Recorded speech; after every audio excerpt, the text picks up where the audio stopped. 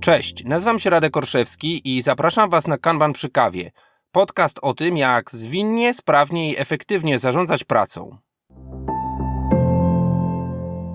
Cześć, witam Was serdecznie w kolejnym odcinku podcastu Kanban przy kawie. Dzisiejszy tytuł troszkę prowokacyjny, bo można by powiedzieć, że właściwie po co takie pytanie? A więc czy Agile, czy Lean, a w podtytule na co optymalizujemy nasze organizacje?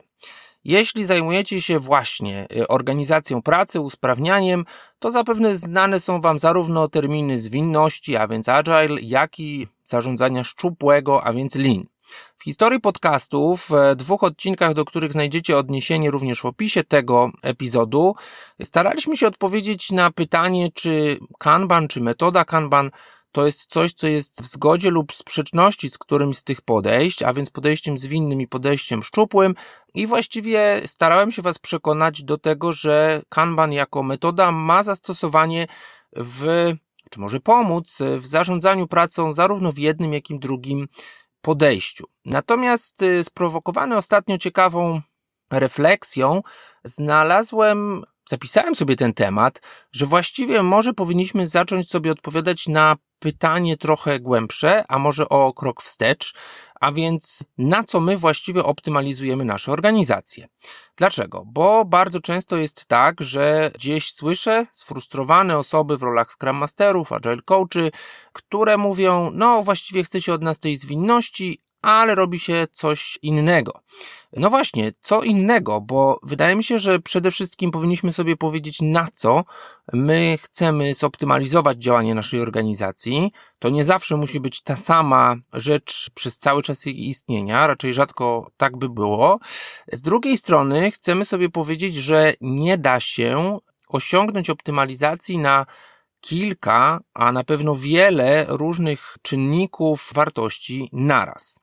I moi drodzy, tym wstępem zapraszam Was do wywiadu, który naprawdę jest taki, że za moment usłyszycie, pewnie może słyszycie radość w moim głosie, usłyszycie rozmowę z człowiekiem, który swoją historią naprawdę spowodował, że nie miałem za wiele okazji i chęci do przerywania mu w tym wywiadzie. I ten wywiad puścimy w całości, bez żadnej przerwy reklamowej, bo jest to wywiad naprawdę, który jest niesamowity. No dobra, to już dosyć tego nawijania, jaki on jest fajny, zaraz go sobie sami wysłuchacie, ale chcę opowiedzieć, skąd decyzja o tym, że moim gościem dzisiaj jest Niklas Modig, a więc współautor książki This is Lean. Można byłoby się spodziewać, że on będzie mówił tylko o linie, ale zupełnie nie. Przede wszystkim jest to człowiek, który wierzy w opowiadanie historii, w to, co dzisiaj się bardzo sprzedaje w biznesie, a więc storytelling. I on ma naprawdę dla Was niesamowitą historię, bo tam jest Astrid Lindgren, ukrytym bohaterem jest Henryk Kniber, którego pewnie znacie, jeśli jesteście agile'owcami, ale jest, uwaga, też zupełny przypadek bycia posadzonym przy kolacji obok japońskiego profesora. Będzie, uwaga, o aerobiku linowym, ale będzie też o polskich polach golfowych. Więc jeśli taka niesamowita historia, którą właśnie łatwiej zapamiętujemy niż jakiś teoretyczny wykład, jest naprawdę bardzo fajnym przesłaniem na temat tego, na co my optymalizujemy nasze organizacje, czemu służy Lean, czemu służy Agile, czy można te dwie rzeczy ze sobą połączyć, jak walczyć z pewnymi niezdrowymi optymalizacjami. A więc, moi drodzy, zapraszam Was do wywiadu, zapraszam Was do niesamowitej rozmowy, po niej kilka słów mojego komentarza, ale chciałbym, żebyście właśnie rozmowy z Niklasem wysłuchali w całości. Zapraszam. Today my guest is for me a guru, a name from the cover of the book. So I have Niklas with me. We have this kind of, already a tradition that we ask our guests to introduce themselves. So Niklas, if there's anyone who by any chance doesn't know you, or maybe they know you, but they don't know what you do, how would you introduce yourself to our listeners? All right. Thank you very much for having me here. Well, my wife, she calls me a lean airhead. So I think that summarizes everything about me. But I lived in Japan as a kid. So I was an exchange student. So I was living with a Japanese family. So when I was 16 years old, I lived in Nara, which is quite close to Kyoto and Osaka in Japan.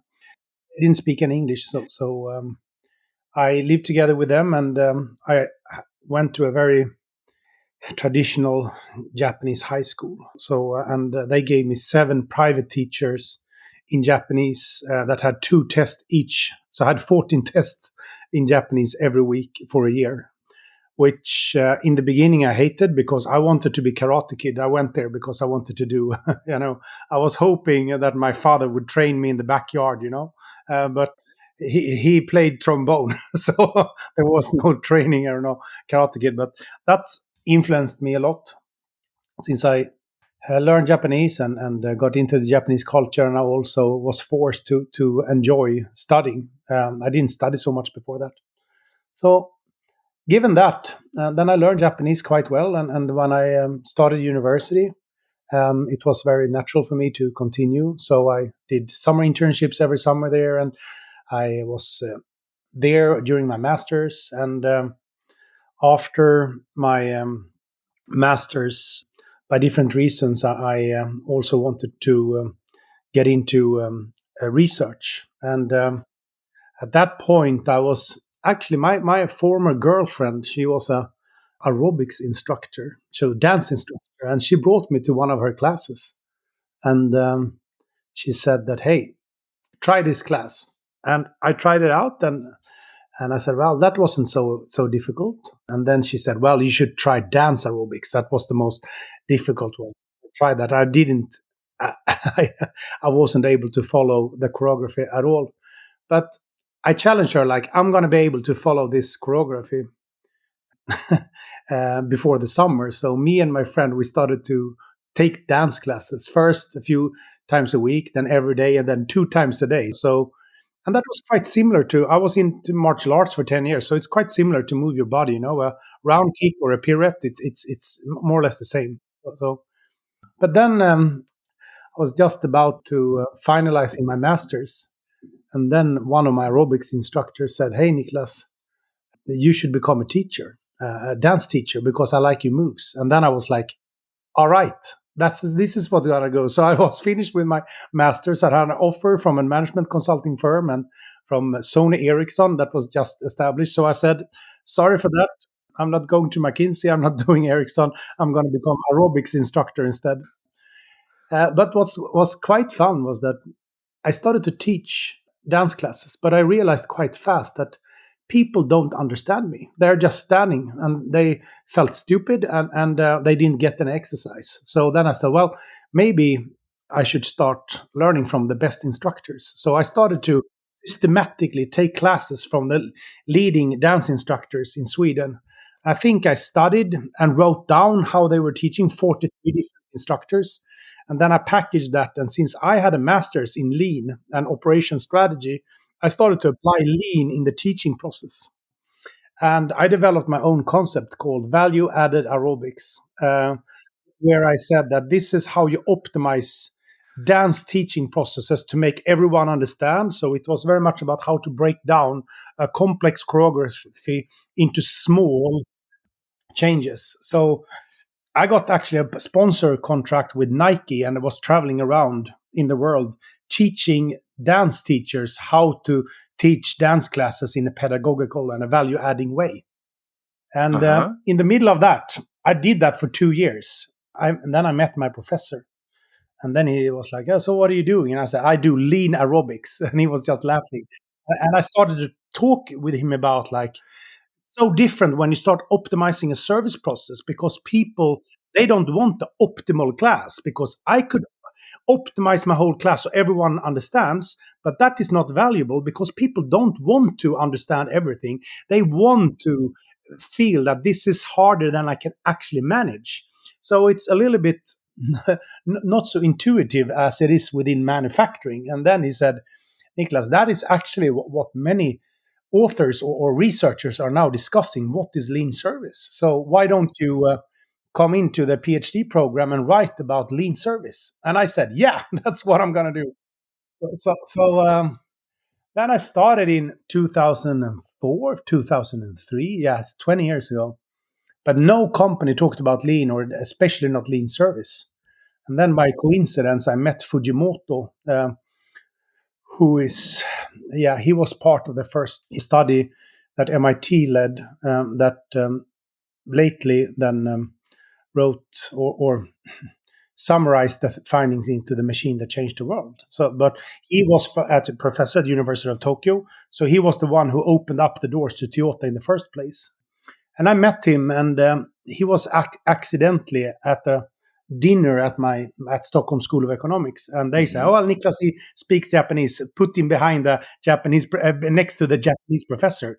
And then I started to talk about my aerobics findings, and then he said, "Like, wow, this is interesting. We're actually now starting to research about how Toyota is adopting lean outside manufacturing in sales and services, administration, knowledge work. Why don't you come over and study together with me?" And then I got a scholarship. So I went studying with him for 2 years between 2006 and 2008. And that was the starting point, because then I got full access to Toyota. And it was basically me and one other guy who went to Toyota and saw how have they taken the Toyota production system into the service industry.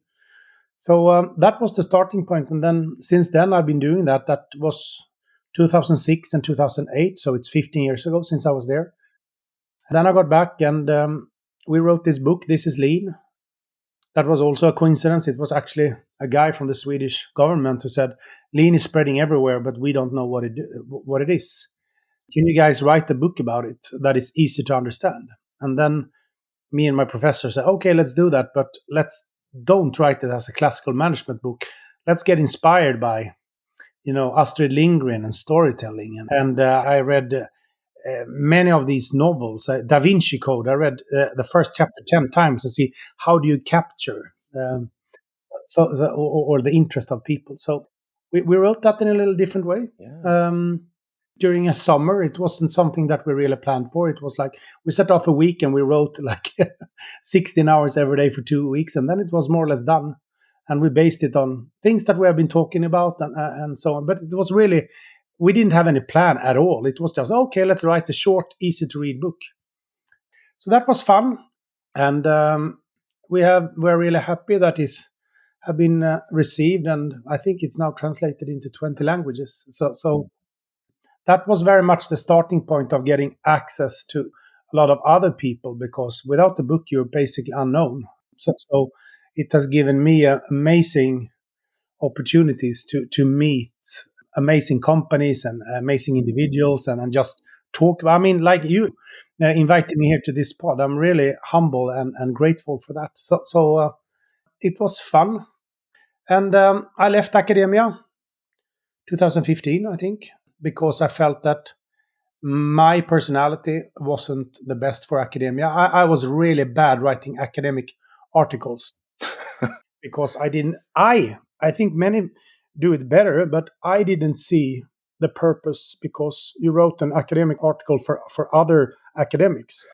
After I wrote the book, I felt that I want to develop knowledge that is actually directly used in outside the world. So I played a lot with how can you, if I get access to a management team for 1 hour, how do I need to talk with them in order to make them or get them interested in changing their way they lead the company? So it was a lot of, I read everything about pedagogics and facilitation techniques and how to work with metaphors and so on. So I basically invested as much time in pedagogics and brain research and facilitation techniques as I've done with Lean, because I see Lean is one thing. How do you actually run a company in an efficient way? But if we can't get people to understand it, it doesn't matter how valuable knowledge you have. So I think in 2011, I worked with one company. It was Saab Electronic Defense Systems. They make radar systems. And I remember after I talked with, we had a full day workshop with their top management, and they said, "Hey, we really want to implement Lean, but we are 1,300 people. How do we get everyone to understand?" And by coincidence, then we said, well, let's have one more workshop, but then we bring in a professional camera photographer. So he filmed the whole workshop, and then I knew that it was going to be filmed, so we cut it up into 9 different modules, but we cut away all the discussions. We only kept the stories. And then we burned that into DVDs that we gave to all the managers that we invited to that workshop, 70 managers, and they got 2 DVDs each and said, here we have 9 modules. You are going to show this to your employees. So you start with module 1, and everyone within the whole company did that at the same time. And then everyone showed module number 2, and it took almost half a year, but they systematically made sure that everyone within the whole company got the same knowledge. I remember after like 2-3 modules, their development director, he called me and say, what the heck have we done, Niklas? People are like crazy, because we had been talking about flow and seeing the big picture. And then came a bottom-up power in the whole organization that people started to break the rules and go out of their silos, starting to align things. And he said, I think if I remember this correctly, he said, we have identified 57 improvement initiatives that has come bottom up, but no managers has asked for. And then I say, okay, this is quite interesting what happened, because this was just a way, actually, how can we scale teaching? And what we did then was that we saw that what happened was that all the managers, they got the ownership for the actual content.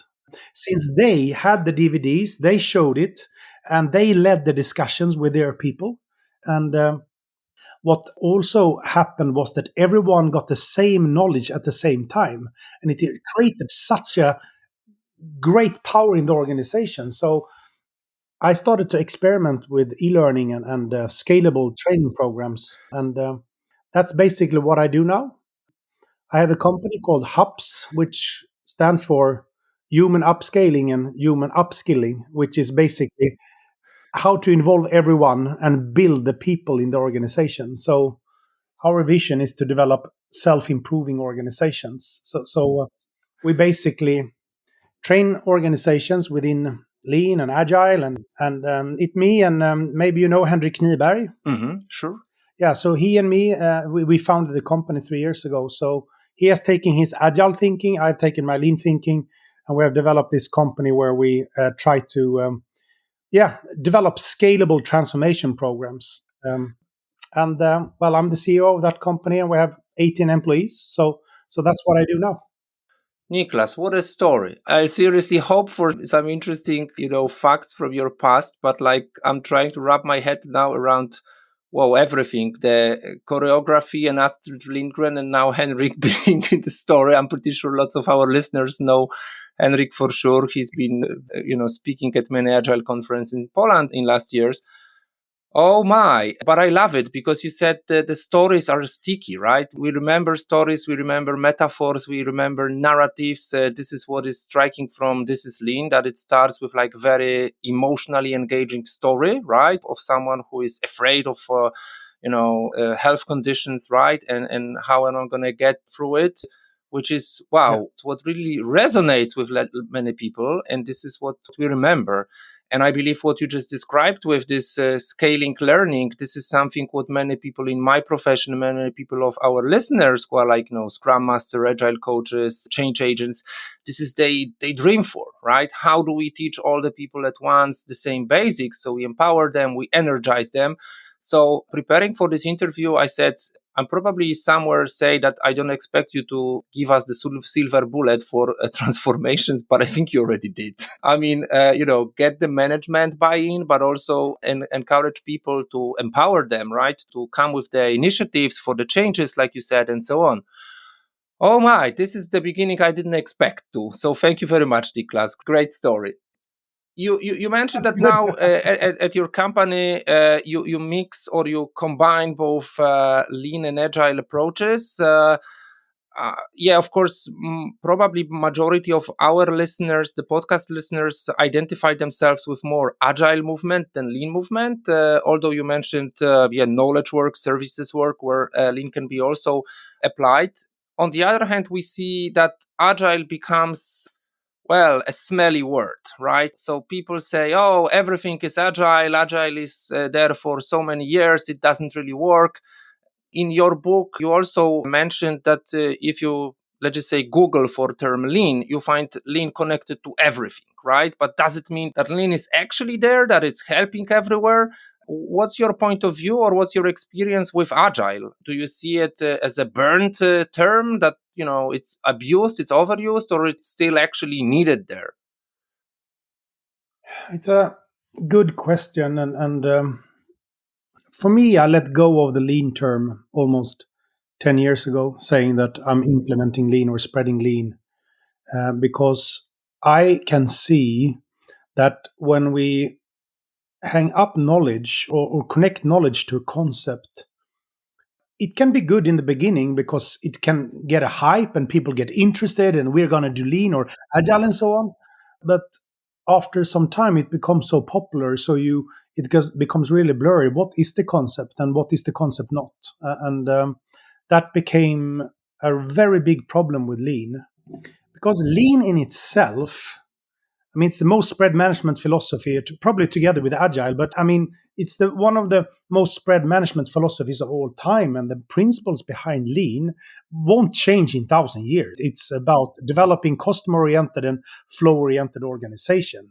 No other company that is profitable, productive, are not following those principles. That's the essence. So, if we say, is Lean relevant? Yes. Do we need to call it lean? Definitely not. Because what happens is the same thing when I tried this intermittent fasting. My wife said, "Hey, Niklas, so why don't you try this? We should lose some weight." And I tried intermittent fasting and I was hungry for 2 weeks and I hated it. And then I said, "Hey, intermittent fasting doesn't work. I don't believe in that concept." Uh-huh. But it's basically about eating less. And if my wife said instead, "Niklas, shall we try to eat a little bit less?"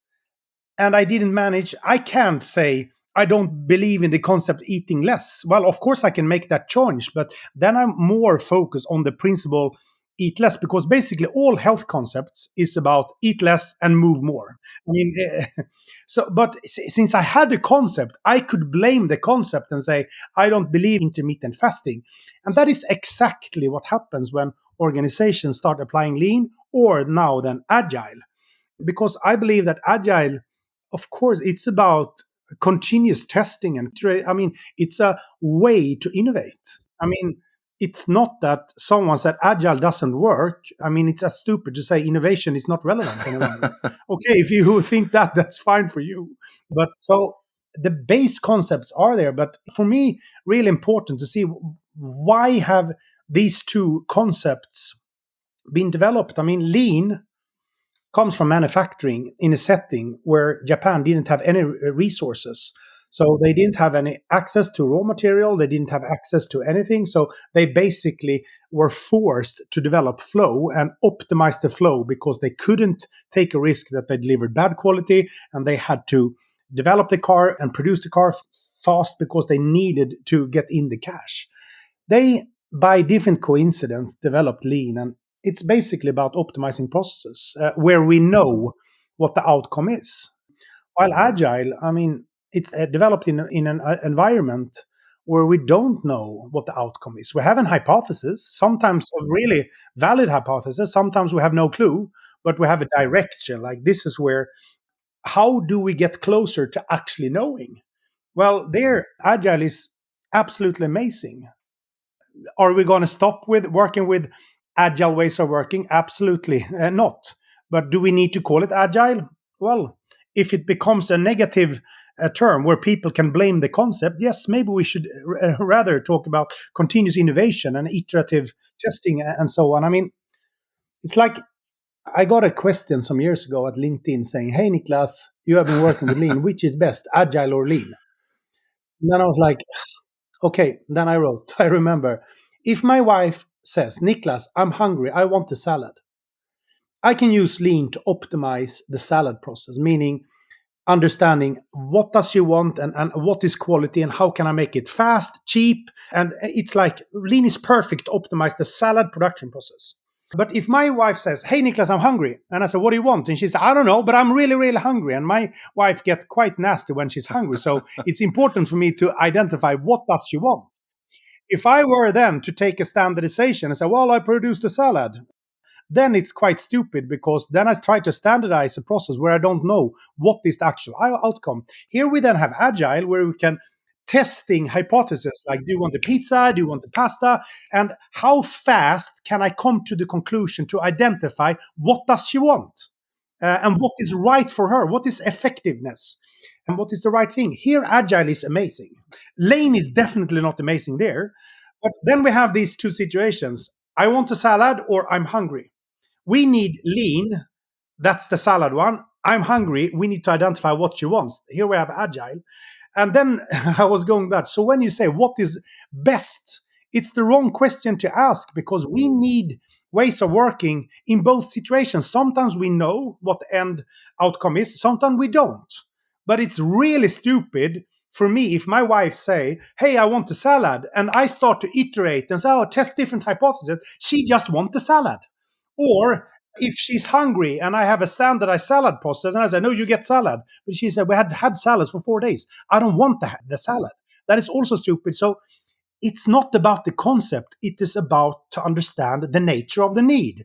Do we understand what the need is?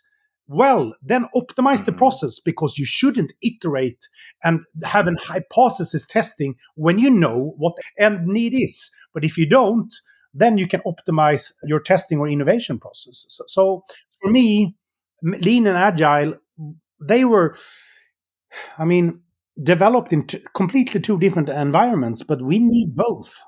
Do we need to call it Lean and Agile? No, I think what I talk about now is, well, what is the nature of your need? And then we help companies to optimize their ways of working. Sometimes they know what the need is, sometimes they don't. And then we need to realize flow, because for me, it's about flow. Is it flow in fulfilling the need, or is it flow in testing what the need is? It's still flow efficiency. Okay. Oh, great story. And one more time, Niklas. So thank you very much. I'm also a big fan of this pragmatic approach. If we can, well, create maybe a kind of pushback or some fear or bad emotions by using a single term, like, oh, now we go agile, then we definitely should try to maybe introduce the way we work in a stealth mode. Like, don't call it agile, don't call it lean. Let's just figure it out. What are the smarter ways of working? And like you said, context wise, are we optimizing for flow because the customer is aware that he or she wants the salad, or we are in this discovery phase? And I believe this is a great starter for the main topic of this podcast episode, which is like what we actually optimize our organizations for. Because I find situations where like organizations say we go agile, they hire a lot of people like Scrum Master, Agile coaches, and so on. They come with good intentions, tools, methods, but in the end, there's a lot of frustration ongoing, because we see that on one hand, we say, yeah, let's innovate, let's learn, let's shorten the feedback loops. On the other hand, unfortunately, we still have a lot of Taylor Ford based ways of thinking. I have my own knowledge workers and I still want to do it like in a factory way. So let's be busy. I cannot stand the fact that you don't write the code, or I feel like you're not utilized, that just because you don't have anything to test or to design. So we have this clash of optimizing for flow of information, also feedback loops and learning, and optimizations for resources efficiency. How many hours are you busy with just anything? As you said, if we are in the domain of maybe manufacturing, of the known and relatively fixed outcome, this is pretty clear. What's your experience? Are companies actually aware what they try to optimize their organizations for? I think they are, but I think also the setting, going back to these concepts. First it was lean, and then it was agile, and then it was OKRs, and I mean there are so many different concepts now floating around, and companies try to follow what is trendy and so on. So I think that many companies, they are implementing these concepts, and they maybe do it because they think that this is the right thing to do, or they listen to competitors or the industry. What is everyone else doing?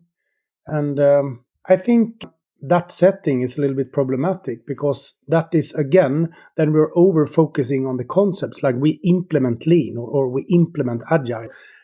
But the real question is, for me, is that we need to start talking about our customers and how do we fulfill the need of our end customers, and how do we need to work together in order to make that happen. And I think that is the most critical thing to start an implementation journey. Why are we actually doing this? And what are the problems we're trying to solve?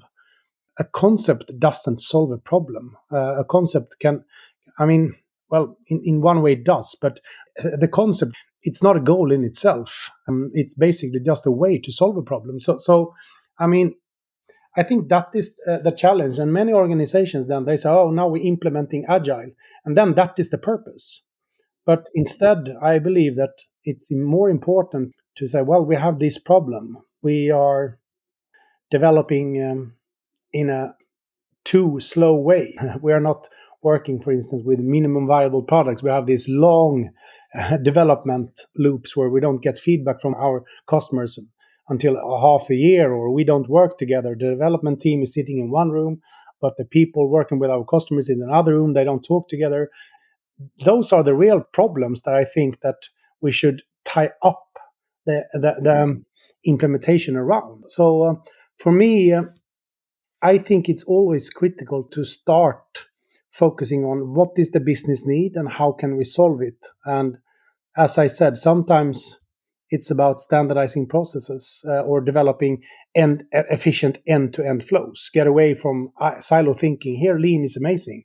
And sometimes it's about co-locating, working together, cross-functional teams, short, continuous releases, and so on. So I don't know if I answered your question, but again, for me, it's taking away the focus from the concept and start thinking about what do we need to optimize out from our customer's point of view. That is the most important thing in order to get it to work.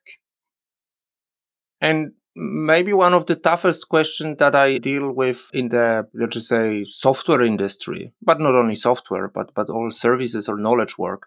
So on one hand, we have a customer who would like to, innovate more, innovate faster, deliver certain services or products faster, but they rely on, for example, external vendors, and these external vendors are paid by, man days.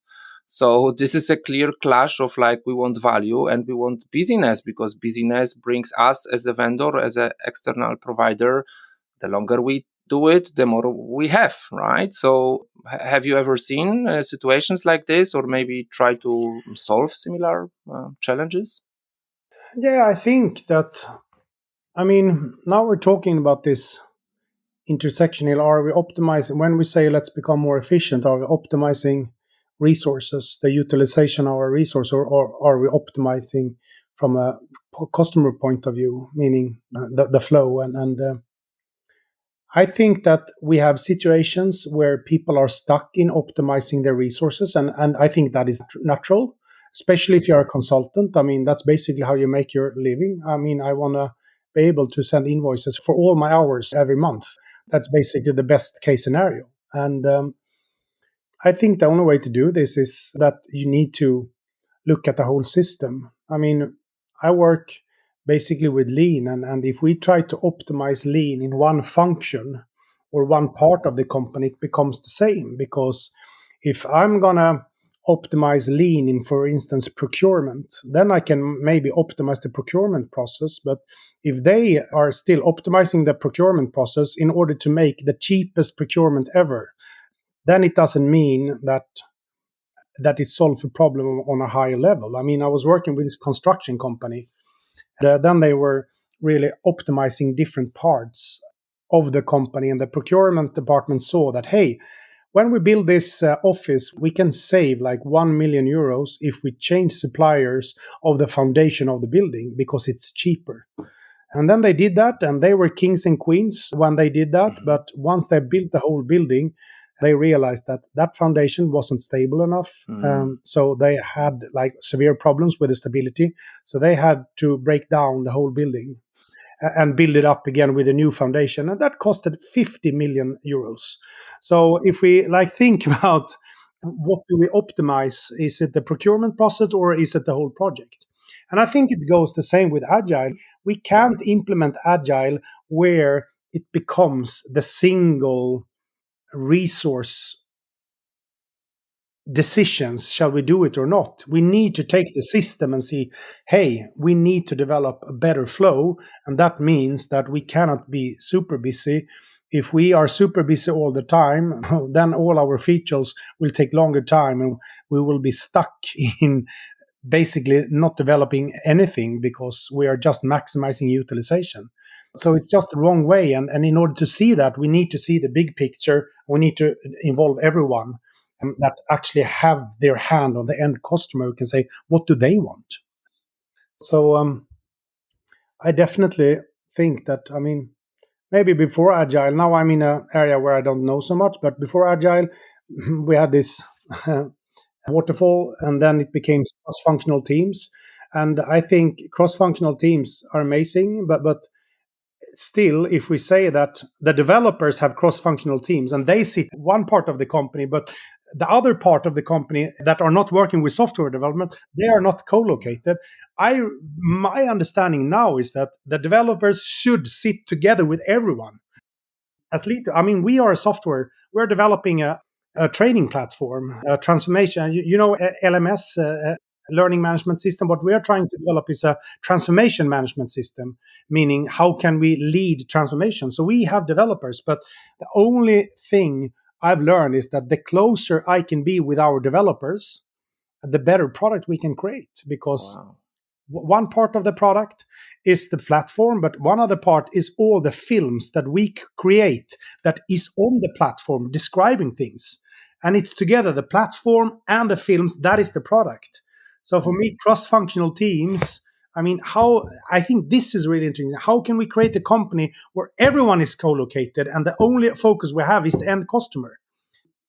Cross-functional team is to involve everyone in the company, because I've had my most interesting dialogues with my developers. Unfortunately, I haven't been so close with them, but now I'm really, really eager to see. I want to have lunch with my developers every day. Even if I'm the CEO, I think that is the essence. How can we understand, have a alignment on what is the customer need? If we have that, then no one will have an argument saying, well, it's important to be busy. No, no, no. It's about the customer need, and we have a common understanding how to fulfill that. Okay. So, Oh my, I'm happy your word used system, because system thinking or thinking in systems, right? This is something what we are missing very often. We have these local optimizations, like you said, the developers, procurement, whoever can be fastest, cheapest, and so on. But this doesn't actually contribute to the bigger system or value for the customer. Niklas, I'm also thinking about also controversial let's just say, topic to a certain degree. I have, of course, colleagues, professionals who work in, introducing lean tools and techniques in manufacturing, in physical goods, and so on. They usually have some way of working. Let's do the 5S first or something like this. I also hear about like really funny but sometimes frightening stories that someone tries to apply lean practices or tools to knowledge work, and it ends up with, people saying, oh, so now you're going to tell me where I should have my mouse on the desk, right? Or I should have a clear desk or something like this, which is, of course, a little bit of irony. But do you believe if our tools are our brains and systems storing and, let's just say, managing information, is there anything that we can benefit from lean tools and techniques to manage our knowledge work, our office work? yeah, 100%. I mean, I totally agree with that. But I think I would phrase the question, is it important to develop flow in office work? Is it important to fulfill needs? And it's quite obvious, yes. We have a lot of processes there. Can lean tools help us to fulfill the needs in a better and more faster and cheap way? Yeah, I definitely think. I mean, 5S, again, do we say 5S, we can put that into a knowledge work? Or is the question, is it important to know where things are in the right condition when I want it? Love it. That is the right question. Yes, of course. That is important. But it doesn't apply everywhere. I mean, for instance, my wife is amazing. We have a daughter. She's 1.5 years old. She have said, Niklas, when she starts to cry, she said, well, I always want us to put a full bottle of milk here, because if she wakes up and we are in the middle of the night, we should just go and grab it and then fulfill her needs. For me, that is 5S. I mean, to know the most critical resource, I know what it is, where it is, and it's a full bottle. Uh-huh. Here is a perfect way to apply lean tools, because it's a need that is happening every time, once a day, 2 times a day, during the night, and when she takes her nap. I have to know where I have the milk. But there is perfect. But then I start with, I want to fulfill the needs of my daughter as fast as possible. Then I need to know what resources do I need in order to do that. But if I were to instead, well, I'm going to apply 5S everywhere. And for instance, I have 5 boxes up on my attic here with decorations for Christmas. Yeah. Same here. It's just thrown in, and it's really, really messy. I just put it in. And if I were to put 5S in those boxes, here I have this, and here I have this, and here I have this, it could be nice, but I'm taking it out once a year and putting it away once a year.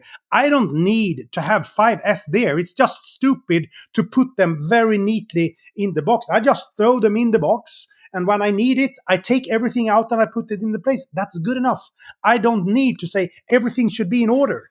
So I want to come to here is that, again, focus on the need. My daughter's need is every time, and it's really important. Here, I need to know what resources do I need, when do I need it, in which conditions should I need.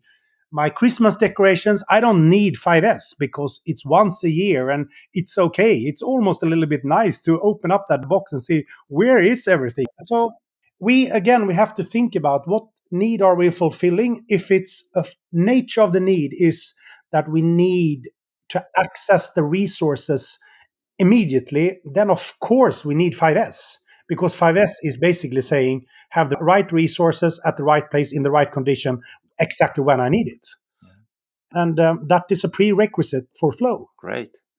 Oh my, another great story. I'm here with you. We also have our Christmas decoration messed up in one box or something like this. It's totally fine. But how much fun is it to, untangle all the chains every year and so on? Yeah, again, but then we have a need. The untangle is boring and it takes time. So maybe just untangle that. But think about if you had a box with different compartments and saying, here we have that and here we have that. We could invest days in developing the perfect Christmas decoration box. Is it valuable? Probably not. Maybe for one thing that is generating problems, but for the rest, 99%, we don't need it. Yeah, you can hurt yourself with any technique, right? If it becomes a target in itself, right? Like I want to have this kind of, perfection everywhere, but it doesn't need to really pay off in the long run. Yeah, if we spend too much energy on the things which do not matter. I mean, 5S is good in its sense because it's basically the same in having a tidy house or a clean house. So, and I think most of us like that. Yeah, and no one likes to search for information which is, hidden in a PDF stored in a SharePoint that no one knows about. Yeah, that's not efficient to grab the information, especially if you're, I don't know, a new team member or someone like this, and someone say, yeah, it's somewhere in there, right? And it's exactly, it's hard to find.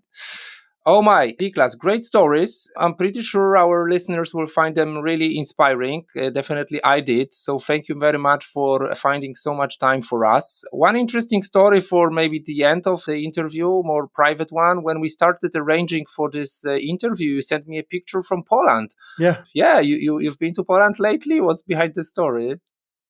Oh, I love Poland. I've been there many times. And one of my favorite places in Europe is actually Sopot. I think it's such a cute little place. And the reason why I went there is that my godfather, he's, how old is he? He's 66 years old now. And he loves golf. And the best way for me to hang out with him is to play golf. And 10 years ago, we said, let's do a golf trip together. And then we said, let's go somewhere where we haven't been. And then we Google and say, Sopot is a nice place and they have really good golf courses there. So he lives in south of Sweden and I live in Stockholm. So we said, let's meet up in Sopot and play golf for a couple of days. So we flew there and had one of the best times of our lives. It's such a cute country and all the surroundings there. And I also have a lot of positive experience with Polish people. So my heart is, I really, really like Poland, so I try to go there as much as possible. But I go there at least once a year with my godfather. So we've been there now 5-6 times. So we were just there. So when you wrote to me, was it at LinkedIn we started to chat? Yeah, exactly. Yeah, then I was there. so it was it's really, really nice. Okay, great story. Yeah, I hope you'll enjoy your next trips to Poland, and maybe we'll see at some Lean Agile events. We have lots of them in Poland lately, so let's hope for that as well. Niklas, thank you very much again for your time. Really amazing stories, as I said, really inspirational, but also really meaty. So really actionable things, how to approach some of the challenges that we see. So thank you very much, and have a lovely summer, because I guess now you're ahead of summer break. So thanks again. Thanks so much, and thank you for inviting me. Mam nadzieję, że wywiad Wam się spodobał, że dowiedzieliście się z niego czegoś ciekawego, może doprowadzi Was do pewnej refleksji, czy skłoni do refleksji nad tym, jak wygląda Wasza praca Waszych organizacji. Oczywiście rozmowa Lean czy Agile mówi o tym, czy my chcemy odkrywać, czy my chcemy tylko optymalizować coś, co jest z góry znane. Oczywiście obydwie te rzeczy można ze sobą łączyć i to nie są jedyne parametry, na które możemy naszą organizację optymalizować. Ja w ubiegłym roku brałem udział w szkoleniu Less for Executives z Craigiem Larmanem i tam myślę, że taką ciekawą rzeczą, nawet jeśli nie ze wszystkim się zgodzę, jest to, że powinniśmy wiedzieć, na co my w danej chwili optymalizujemy naszą organizację. Organizacja, która buduje nowy produkt, być może jest pod presją optymalizacji na czas, na szybkość, dlatego że boimy się tego, że konkurencja wyjdzie z, analogicznym produktem. Z drugiej strony, jeśli mamy ten produkt i chcemy się utrzymać na rynku, chcemy wynajdować, można powiedzieć, nasz biznes na nowo, to może powinniśmy się, tak jakby powiedział pewnie Larman, optymalizować na taką właśnie adapcyjność, adaptiveness. Z drugiej strony to jest tak, że powiedziałbym w bardzo wielu organizacjach, naprawdę począwszy od C-levelu, ludzie nie wiedzą, na co ich organizacja w danej chwili powinna się optymalizować, albo jakie jest życzenie biznesu czy klientów, czy jakaś strategia, chociaż jest to mocno nadużywane słowo. I stąd właśnie pomysł, żebyśmy w ogóle zaczęli rozmawiać o tym, na co my optymalizujemy naszą pracę, czy na zajętość, czy na dostarczanie wartości, czy na to, że będziemy dużo eksperymentować i to będzie wiązało się z pewnymi kosztami, ale też budowało nasze szanse na przyszłość.